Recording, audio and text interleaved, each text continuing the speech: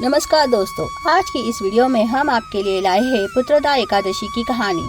प्राचीन काल में भद्रावती नामक नगरी में सुकेतुमान नामक एक राजा राज करता था।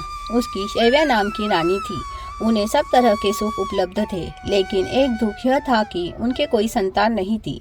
संतान प्राप्ति के सारे उपाय जैसे यज्ञ, दान, तप आदि करने के बाद भी जब उन्हें संतान सुख प्राप्त नहीं हुआ तो वे चिंतित रहने लगे।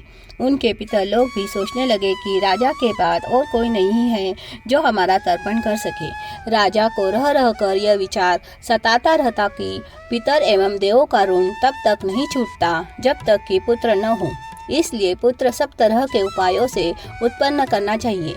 उसने शास्त्रों में पढ़ रखा था कि पुण्यात्माओं के घर पुत्र का जन्म होता है, उनको इस लोक में यश और परलोक में शुभ गति प्राप्त होती है। उसके घर में आयु, आरोग्य और संपत्ति नित्य रहती है। पुण्यवान लोगों को ही पुत्र पौत्रों की प्राप्ति होती है। एक दिन राजा घोड़े पर चढ़कर बिना किसी को बताए जंगल को निकल पड़ा।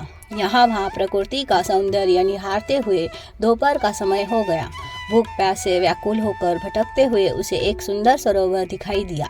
वहाँ जाकर प्यास बुझाने के बाद राजा ने पास ही में बहुत से ऋषियों के आश्रम देखे। राजा के दाएं अंग फड़कने लगे तो उसको शुभ संकेत समझकर उसने ऋषियों के पास पहुंचकर हाथ जोड़ दंडवत करते हुए प्रणाम किया तो सारे ऋषि प्रसन्न हुए। उन्होंने कहा कि हम लोग विश्व देवता है, ज्ञान स्नान हेतु यहाँ आए हैं। आज पुत्रदा एकादशी है। यह एकादशी पुत्र की इच्छा रखने वाले लोगों को पुत्र प्रदान करती है। राजा ने कहा, हे मुनि श्रेष्ठ, मैंने भी पुत्र उत्पन्न करने के लिए महान प्रयत्न किए हैं।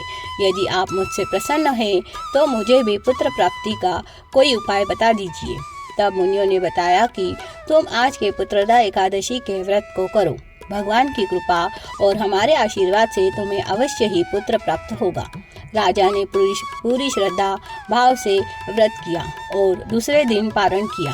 फिर मुनियों को प्रणाम कर घर पहुंचा तो पता चला कि रानी गर्भवती हो गई है। समय आने पर राजा के घर पुत्र का जन्म हुआ। पुत्र बड़ा होकर बड़ा तेजस्वी और धार्मिक प्रवृत्ति वाला हुआ।